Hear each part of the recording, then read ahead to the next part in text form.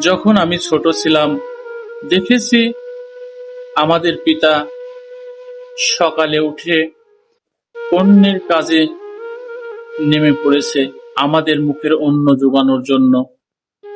এই কঠোর রৌদ্রের মধ্যে পরিশ্রম করে সেই ভরা দুপুরের দিকে বাড়িতে আসে, সেই কাজের কিছু পয়সা নিয়ে বাজারে গিয়ে বাজার করে আমাদের জন্য বাজার করে নিয়ে আসে।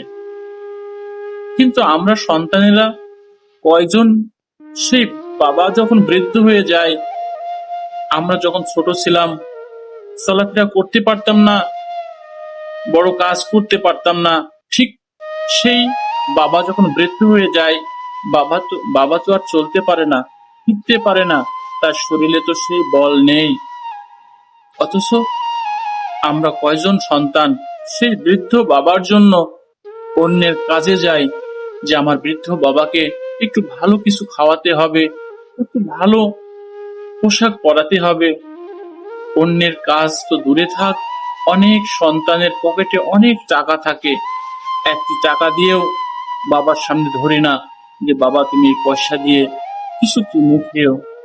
অথচ সেই বাবা তার মাথার ঘাম পায়ে ফেলে আমার আপনার জন্য পরিশ্রম করেছে এবং কত স্বপ্ন দেখেছে আমার সন্তান বড় হবে, বড় হয়ে আমাদের দেখবে।